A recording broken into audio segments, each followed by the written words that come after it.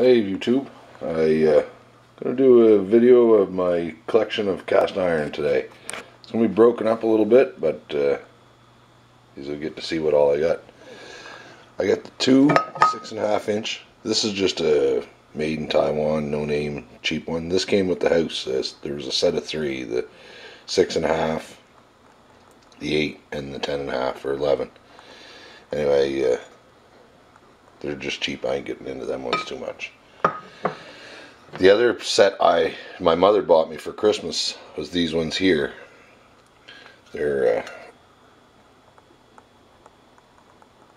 Benjamin and Midwin. These came in a set of three. The 6-inch skillet came with them. I would never go buy a 6-inch skillet. I find they're a waste. They're not big enough to do anything with. Alright, I'm going to stop these here and I'll be right back. The reason I got to start and stop is our laptop had broke, and we just been running off a smart tablet, and it don't have that much memory space. So I can get small little videos on clips on and then delete it and put other ones on. It's a hassle. I got to click free here, and I'm too computer illiterate to know how to use it. So those are the Benjamin Midwins. That's my the 8-inch and the 10.5. They're not a bad pan for a newer cast iron. They're pretty smooth. They're not as smooth as this. Now you look at this one. This one here was inherited to me. My stepfather's mother had it. That's a Diamond G. I don't know if you can make that out or not. That was made in Canada, in Brockville, Ontario. I'll be showing you another Diamond G here, but a newer one. That pan there is the best of my estimates.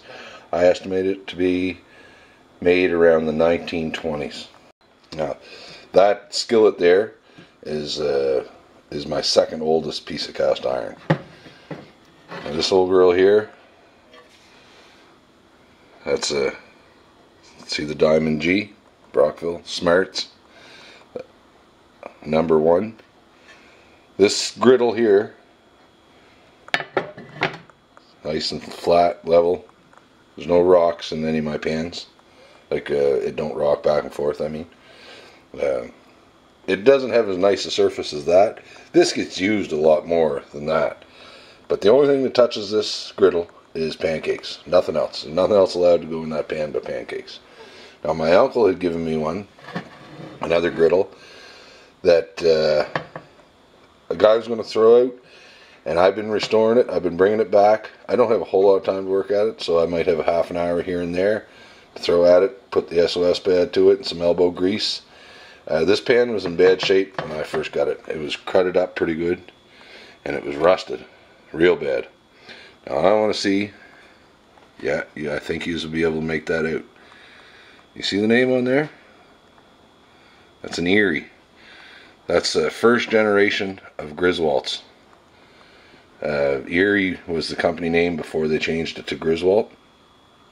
When I started putting the SOS pad to the back of that, taking that rust off, and that iron eye popped up, and I knew it was an Erie as soon as I seen it, but I didn't know if it was a ghost Erie or not. But it turned out it's an original Erie. That pan there could be from the 1800s.